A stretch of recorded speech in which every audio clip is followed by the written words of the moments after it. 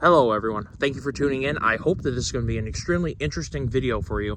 The entire time I was riding, it wasn't yesterday, it'd be the day before, I was thinking about this video and how excited I am to make this video because I love snowmobiles, I love snowmobiling, and I've had nothing but very positive comments from all of you about both video relating to the Renegade, video relating to the Expedition. So for those of you who are new to the channel, because sometimes these videos draw on a lot of new people, we're going to go over a couple things here. If you've already been watching my videos, I'm going to reiterate a few things, and hopefully you are okay with that. I have both these snowmobiles are mine. I originally bought a Renegade 852 stroke, and this is the Enduro model. And what is the reason you would get the Enduro model is, first of all, you have the adjustable air suspension that you would normally have on the Tundra has it, the Expedition, I think SE has it, a lot of the two-up sleds, specifically the Grand Touring, those kind of things have the air suspension that allow you to adjust. My theory was, when I put an extra fuel can on the back and when I have saddlebags on the back and plus my own weight, that having that extra and adjustable suspension performance in the back, or weight carrying capacity, and anti-bottoming is really what I mostly use it for, is to prevent bottoming. I do like to ride, I'm not going to pretend that I'm the fastest rider out there, but I do enjoy riding both spiritedly, and I love riding snowmobiles to see nature at a time where it's extremely hard to see nature with any other form of transportation. So snowmobiles to me are a very special experience. I'm a hunter. I enjoy being outdoors. I love seeing animals interact with other animals. I love seeing trees and water and ice. I just love all that. So snowmobiles give me an access to nature that I wouldn't have had before, and that's exactly why I got into snowmobiling. And I think that's probably a lot of the reason why all of you snowmobile. Or maybe there's somebody here who's interested in snowmobiling. Comment below if you want to see some new snowmobiler kind of videos, because I'm not going to pretend to be an experienced snowmobiler, but as somebody who is recently a new snowmobiler, I think I have something to potentially add to the conversation for new snowmobilers. So when I bought this, first of all, I've had nothing or seen nothing but excellent success out of the 850 E Tec and older Skidoo two-stroke. So most of my friends were riding 90s two-stroke snowmobiles, and I have seen nothing but excellent success out of those motors. I do know that there have been some. I think the 800 may have had some issues at some point with both overheating and blowing up, things like that. I'm no expert on the 800. What I can tell you is that 850s predominantly run a very, very long time, and they do so extremely economically and reliably, and basically very low maintenance, because obviously you are injecting the oil, and therefore you're not doing an oil change. So even though it's a small part of owning a machine, that is part of it. Oh, my buddy just showed up. One of my pals I snowmobile with. Hopefully he doesn't cut too far in the video, because in my mind, I'm just ready to make this video. So I ran this for the first almost 1,000 miles, basically riding alone, because I didn't have anybody to ride with, because I hadn't met my new buddy at the time. Therefore I spent probably about 900 miles, 850, 900 miles, really learning how to snowmobile, totally on my own, extending my ranges out as I got more and more comfortable, yada, yada. This would have been the winter of 2023. I had the opportunity to jump in with some guys who are highly experienced snowmobilers, and they took me to Canada, and we rode from Wawa to Hearst, to Smooth Rock Falls, up to Biddy Canyon. I'm sorry if I pronounced that wrong. Back to Smooth Rock Falls, back to Hearst, back to Wawa. And it was a 4-day trip. We covered almost 1,000 miles. It was life-changing, life-altering, and all-around phenomenal. And I learned how little snow we in Michigan get. Now, granted, we don't have a lot of snow right now, but my point is that up in Canada, it was mind-blowing seeing how much snow they had. It was really cool. And that's what prompted me to say, when I go back to Canada, what do I want to have? I used let's just say you get 8,000 miles out of this top end on the 850. And let's argue for a minute that maybe it's 6,000 or 7,000, not RPM, I'm sorry, 6,000 or 7,000 miles versus maybe 8,000 miles out of a top end. I used basically 1/8 of the sled's life in 4 days. So I knew I wanted to get a 4-stroke if I was going to have a second sled. And that allows me to enjoy everything I love about this sled in Michigan, have a long life with it and whatnot, and then I have something else to put higher miles on. And also, if I'm just going on going to do higher mile trips, even if it was in Michigan. The other thing I wanted to accomplish is this sled, as I learned, only has a 1.25 track. And that's great. It works excellent in a lot of Michigan conditions. It doesn't work as good off trail, or if you're going to go explore to teeny lakes off little teeny roads. It is less than ideal and makes somebody who is an entry-level rider, me, work a lot harder to keep the sled going in 4 or 5 feet of snow like we encountered up in Canada. That was eye-opening, and it was really cool. This sled does have a pre-studded track, and that is a hugely nice thing to have. I'll tell you right now, it does not work very good on sheer ice, like on a lake. If you want to drag race somebody, for instance, my buddy who just showed up, he had a 670 MXZ, it was a 97 670 MXZ at the time, with a conventionally studded track. He left me like I was standing still. Even though the 850 has tons of power, it's a really fast sled. If you can't hook it up using your track, and in this case studs, you're not going anywhere. So keep that in mind. If you want lake domination and going fast, you need to have real studs. The pre-studded tracks are amazing on the trail. They offer a really good balance, great braking performance, and they work quite well. Please don't expect them to be drag sleds on ice, because it won't work out very well for you. This is a 137, and I really like that length. Gives you good flotation and a good all-around machine. And I'm going to say right now, after I have more experience with the Expedition, which we'll talk about in a minute, this sled is definitely faster at especially slower speed, tight corners, and tight trails in general that are technical. The MXZ, which is now marketed as the 2-stroke, it's literally the exact same sled as the Renegade is, except for now the MXZ is only 2-stroke, and now the Renegade is only 4-stroke, with the exception of the Enduro model, which is what I have. So, one more thing that I forgot to say. Also, the adjustable skis are something that come on the Enduro. It comes with a heated seat, it comes with a bigger visor, and it comes with the handguards. Those are all things that come in the Enduro package. I believe that is it. So I covered the air suspension, adjustable skis, the seat, the visor, and these things. And I'm pretty sure it's standard to have heated grips and heated thumb warmer. Pretty sure that's common.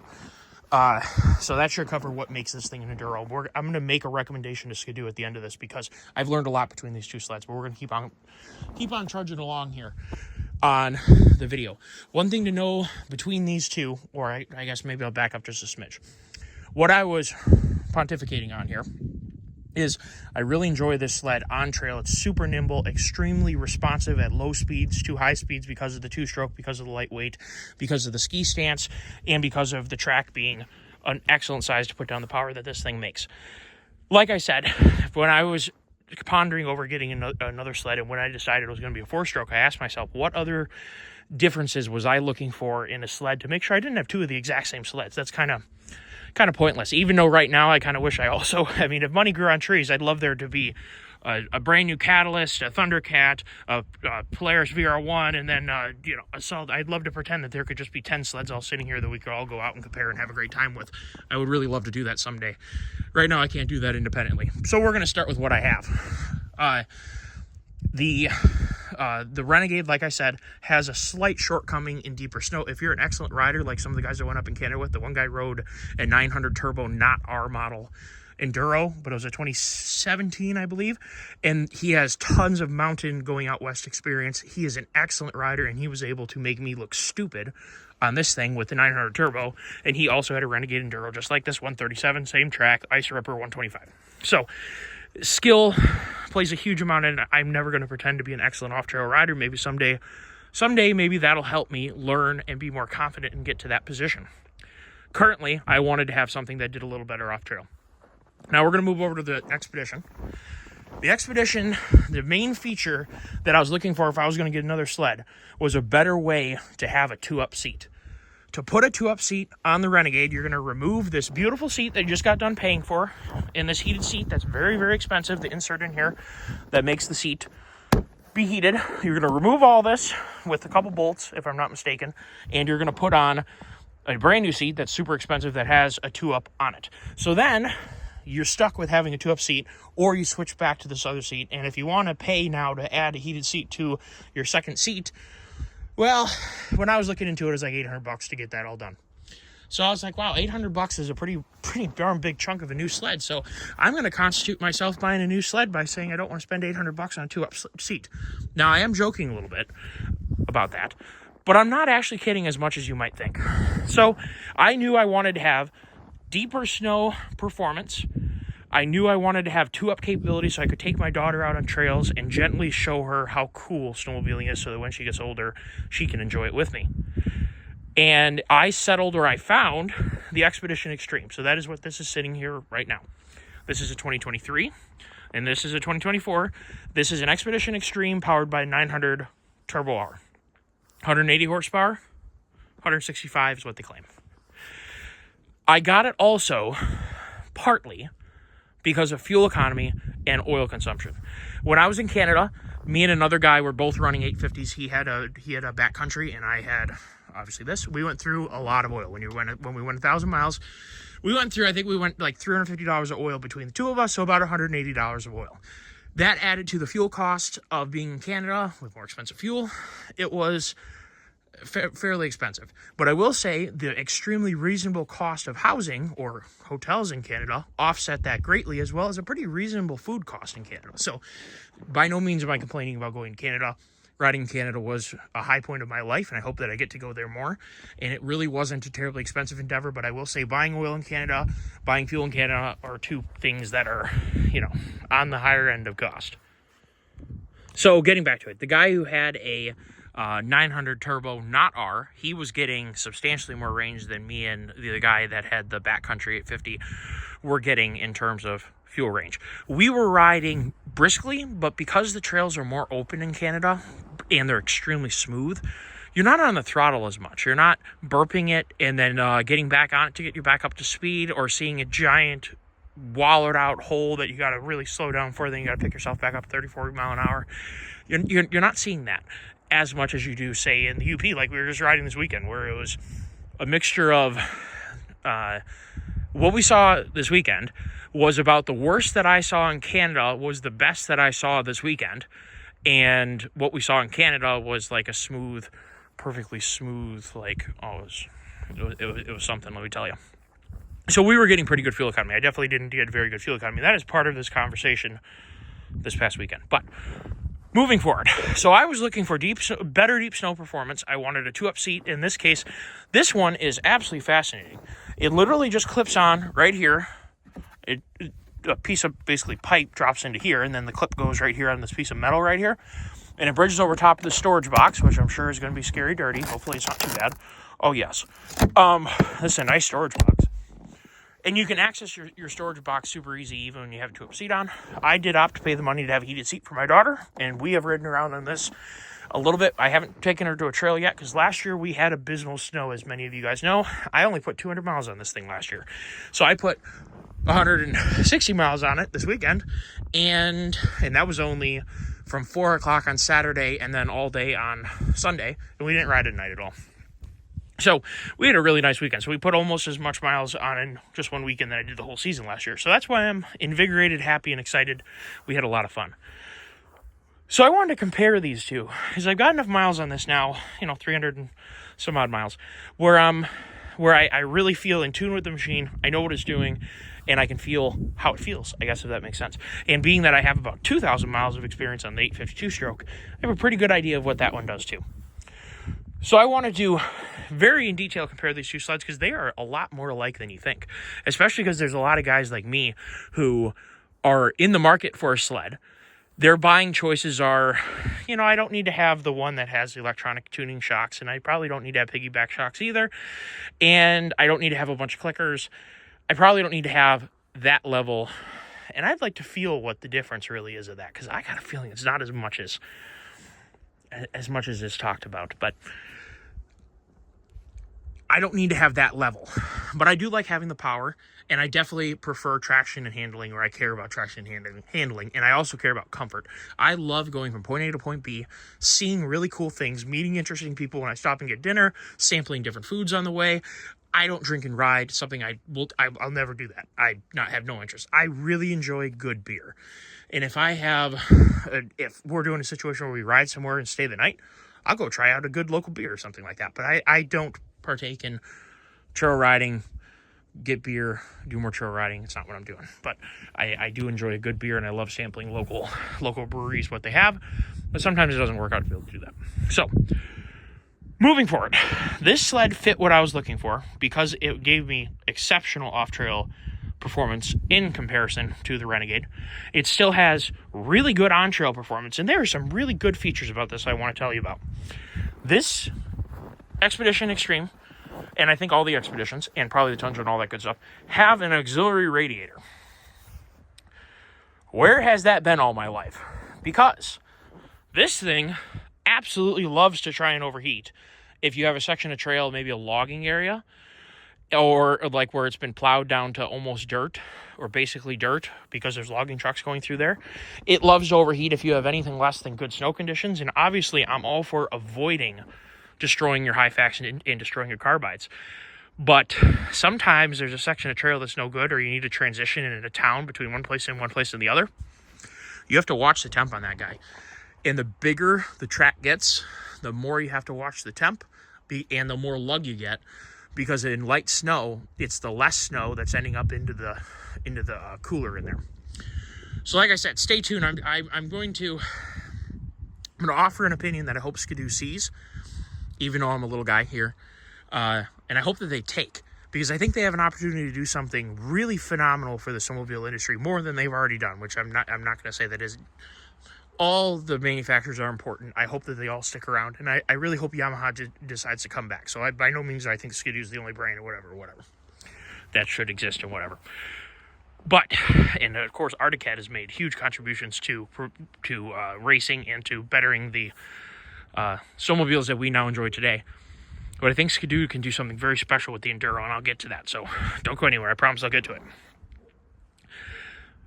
The Expedition, because of the extra cooling, is really nice to live with.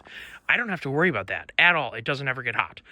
That is super duper cool. And when you combine that with the wide track, which let me tell you, it floats like crazy. And yes, I did in deep snow back up and on the first ride drive over top of my snow flap and made it look so bad I just cut it off so I didn't have to look at it. I am looking for other solutions, potentially something that isn't so breakable. Maybe a piece of rubber might be nice. I've heard or I've seen that like off-trail sleds tend to have rubber flaps, and I'm going to look into that. So, besides that minor oopsie daisies, we're not going to talk about that. We're going to pretend we didn't see it. I really like the lug height, and I don't feel that the lug height or that track in general has any negatives on the trail. I love the way that this thing handles. The one thing, and we're going to get to a second what the negative is for the handling, but I think that the lug height, and if it could be a pre-studded track. Now, I did have the little screw-in studs placed in it, and they work pretty good. They're probably not going to be as long-term reliable as the pre-made, pre-studded track. That's okay. That's expected. I am looking for other solutions for that, because I do think studding is important to give you that extra level of braking traction. Anyway, moving forward. The added width, I don't think has a negative in terms of ride and handling. I don't think that the extra lugs have a negative in terms of ride and handling, because I think that this thing handles amazing. The negatives, I'm going to go over the negatives really quick. The tunnel is wider, which is great for storage. I mean, it's a big girl. It's a big, oh, how am I going to get this? I mean, it's a huge part of my arm, guys. Versus this little podunk thing. And yes, I could have probably had a tape measure, and that would have been a better way to do it. It is a wide seating arrangement. And why that matters is I don't remember my hips ever, and I'm riding fairly aggressively. If you're going to turn it down and just, you're not riding at 75%, you're riding at 50%, you probably wouldn't notice it as bad. But I definitely felt my hips hurting because we were romping on it. The front of the seat here is wider as well than the Renegade. And you notice that too, just the shape of the seat. It's not only that you're straddling a bigger machine, it's wider in here. And I noticed that on my hips. I really did. So I would say straddling it, and also the width of the seat, especially in here. I mean, it's a very broad seat to get over the tunnel. I definitely felt that. You notice the fact that the ski stance is slightly less, and you do feel it. And like I said, slow speed corners where you're very dependent on stability, the Renegade definitely rides better, or definitely corners better, corners flatter, doesn't try to kick up as easy. However, we got in with a husband and wife. They were riding on trail with us, and they stopped and they were searching their map, and I pulled over because I was also just checking where we were. I knew where we were. I was just making sure we were good. I could tell, she was a little, not frantic, but she noticed that her husband was turned around, and he was frantically looking to try and find out how to get where. He was trying to learn his new Arctic Cat. He had a brand new Catalyst 858, beautiful sled, with the new, I guess it's a Garmin made integrated GPS, and he didn't know how to run it yet. I pulled up to him and I asked if I could help at all. Showed him my phone, showed him where we were on the Polaris Ride app, and also on I was originally using the Onyx Off-Road is what I generally use, but I downloaded Polaris Ride app because I was trying to get the trail conditions too for that day, and that helped a lot. But I opened that up too and showed him that, and we figured out where we were and got them pointed in the right direction, all that good stuff. And in talking to them, they were actually, I'm not going to say not like factory riders, like they were racers for Arctic Cat, but they were involved somehow, and they didn't super explain what it was, but they were in some way involved in, whether it was Arctic Cat promotions, branding, marketing. They were some way involved as factory Arctic Cat people. They were highly involved in Arctic Cat's whole history, I guess. They were riding two sleds that I'm assuming they bought, but I'm not sure because they were totally decked out, as decked as you could get them. I didn't know if they were demoing them or what. They were from Minnesota. They're very nice people, and they clearly could ride, let me tell you. They took off a little bit ahead of us. I was still trying to get my gloves on, my helmet on, so they had a little head start, and then I waved at another group of guys to let them go. Then the guy finally motioned me and said they had two more riders behind him. No big deal. So my buddy and I take off. We go chase. I had it in my mind. I'm like, and this is before I realized these people could ride. I had it in my mind. I'm like, I'm going to catch those people. Before the next stop sign, I'm going to get behind those people, and that way I can see how they're riding, because the Catalyst is a beautiful sled. I want to see how the Catalyst rode. It took me a long time to catch up to those people. So by the time we finally did, and we were working for it, they were running, pretty good.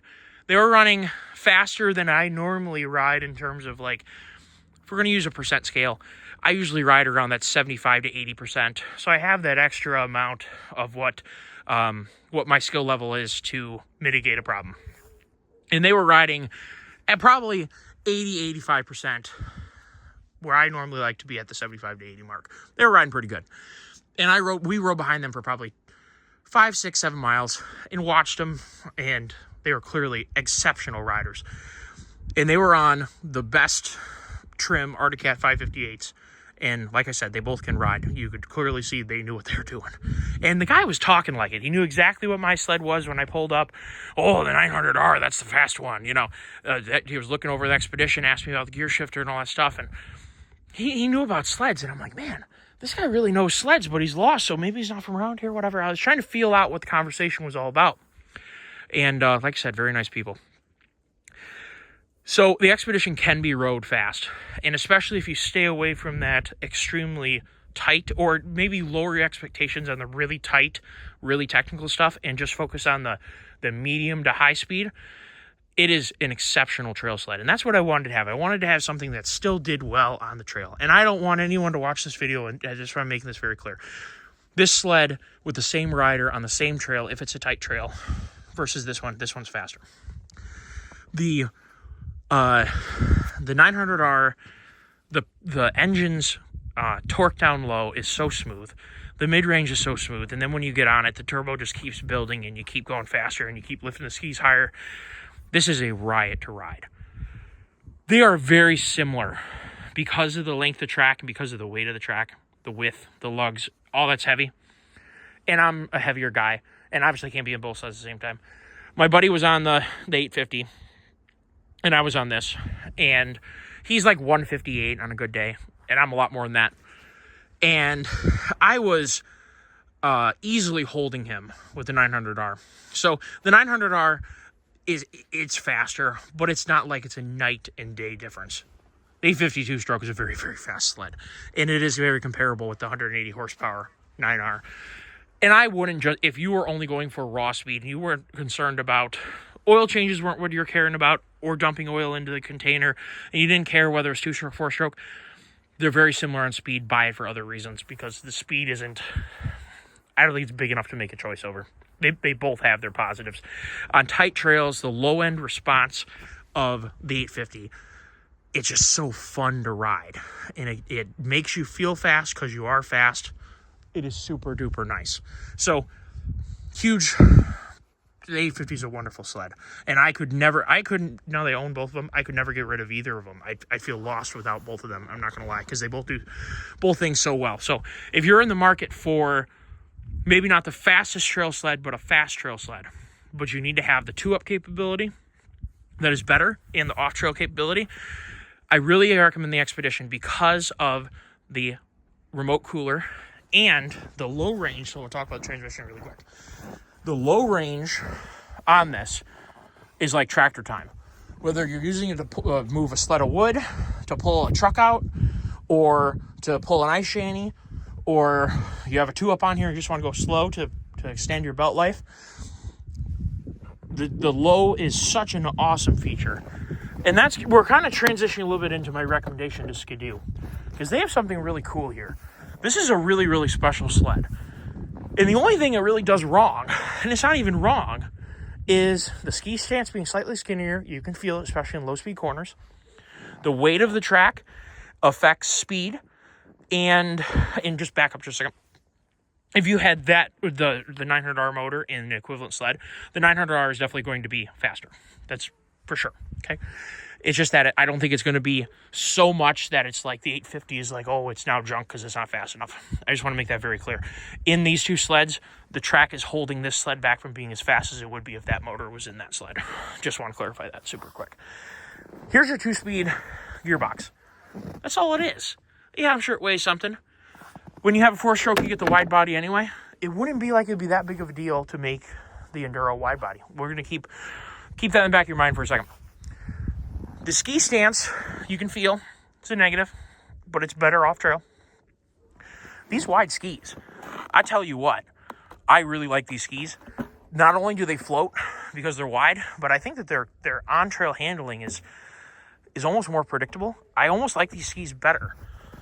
So we'll keep expanding on that. Just hold your horses on that. So I'm gonna keep going, because I don't script anything. I go all 100% in my head. So, it's a roller coaster. I'm sorry, but this is how I like to do things. Keeps it real, I think. So I've talked about kind of the negatives here, but and the between your legs feel. We can mitigate or remedy all of these by Skidoo humoring me on this recommendation. Let's just say you're someone who is more trail-oriented than off-trail. And that's a lot of people. You want to have a lot of this, but you don't want to have a 20-inch wide track, and you don't need 154 inches of track. But you like a lot of this. Here's what I'm going to ask you to do, Skidoo. Your Enduro's kind of the odd duck right now. It's the only model that you can get a 2-stroke and it be a Renegade. All the other Renegades are only 4-strokes. Why don't we do something really special and really unique with the Renegade? You've done everything else right. You got the heated seat. You have a great front end now. You have a really great, the rear skid is impeccable. So let's mix and match some features of this sled over here. Let's put an auxiliary cooler on both the 2-stroke and the 4-stroke in the Renegade, because you can get the 850 or the 900R in the Renegade Enduro. And you can get the 850, of course, in the Renegade Enduro. Let's give the Renegade Enduro that auxiliary cooler. The extra weight of that is basically nothing, and it would make a huge difference to all of us that ride a bunch of different trails. Let's keep it a 137. Let's keep it a 15 wide, but let's make it come standard with like a 1.6 ice ripper. And I don't know if that exists. I think it does. But let's make it exist. A pre-studded, but a 1.6. We get a little more off-trail action going on back here on the track. And most importantly, I'm telling you, I love that 2-speed gearbox. It is so nice for loading in the trailer, for putzing around. It is so nice.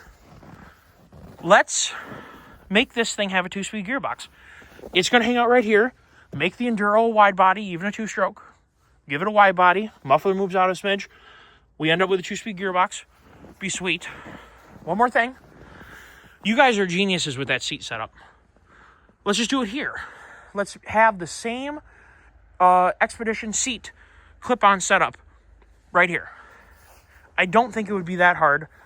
We have an extra part of the seat that's really just there to look pretty. Let's Expedition Extreme our Renegade Enduro.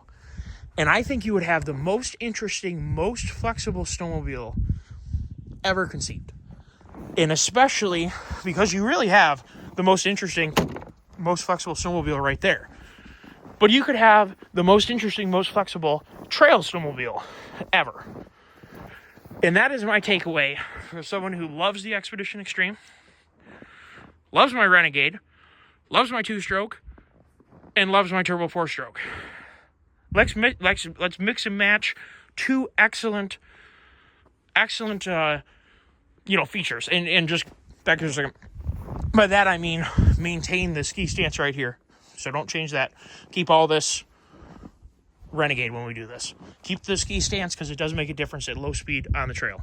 And with that, I thank all of you guys for watching. I hope you enjoy the video. If you want to hear anything about the sleds or see anything more, and we're going to do something for you, here's the exhaust clip because that is something that all of you like to hear, and so do I.